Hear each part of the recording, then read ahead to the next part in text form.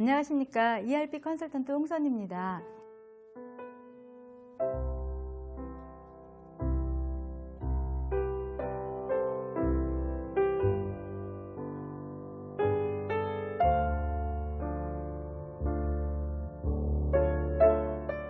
이번 시간에는 지난 시간에 이어서 ERP 시스템에 대해서 구성과 그 다음에 도입 효과, 또 어떤 목표, 기업에서 가지고 있는 목표점에서 이 ERP 시스템을 도입했을 때 우리는 실무자와 컨설턴트라는 관계로 만나게 됩니다. 이 컨설턴트가 ERP 시스템을 도입하는 그런 기업체에서 어떤 역할을 하고 실무자와의 관계는 어떤 것인지 이번 시간을 통해서 알아보도록 하겠습니다.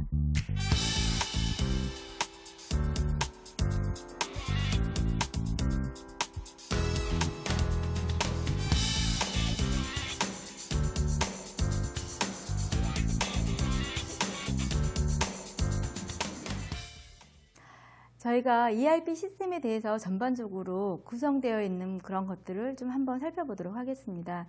ERP 시스템은 일단은 저희가 업무 기능과 확장 기능 크게 두 가지로 나눌 수가 있습니다.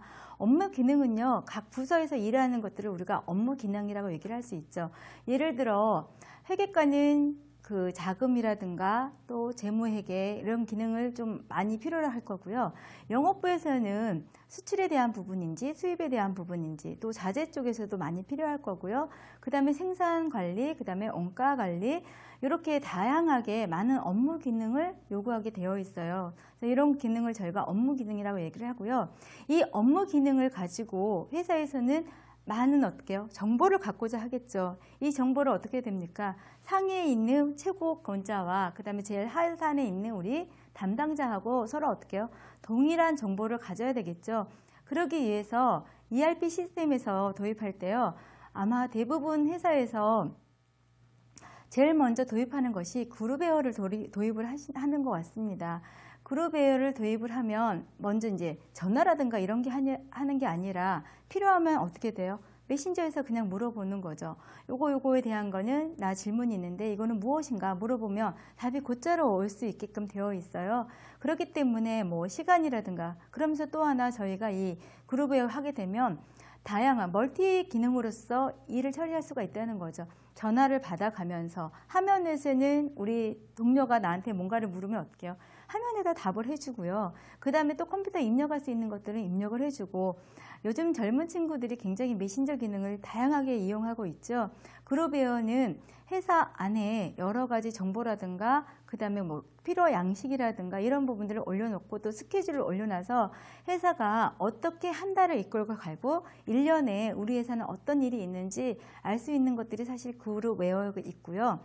또 우리가 업무 기능에서 봤던 이 정보를 조금 더 활용하자 이거죠. 조금 확장을 해서 활용할 수 있는 것들이 공공망 방식에 대한 것, 즉 XCM, 우리가 우리 회사에 있는 이 공공망 방식에 대해서 좀 알아서 어떻게 해요?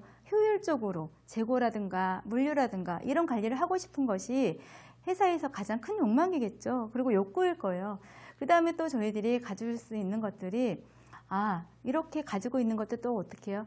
우리 회사를 주로 이용하는 우리 회사 제품을 주로 이용하는 사람들이 누구예요? 고객이죠.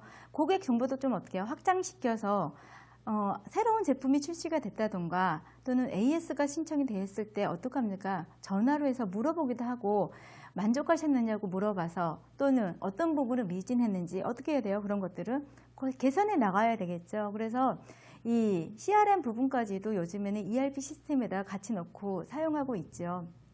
우리가 지난 강의 시간에 기업에 대한 얘기를 하면서 사실은 거기에 상담실에서 뭐를 합니까? 고객님 물건 배달을 잘 받으셨나요? 물어보기도 하고 어떤 부분을 만족하셨나요? 그러면 사실은 이 고객이 어떻게 해요? 일문요연하게 대답도 해주고 그 다음에 배송했던 직원의 태도는 어땠고 또 설치는 어떻게 해주고 갔으며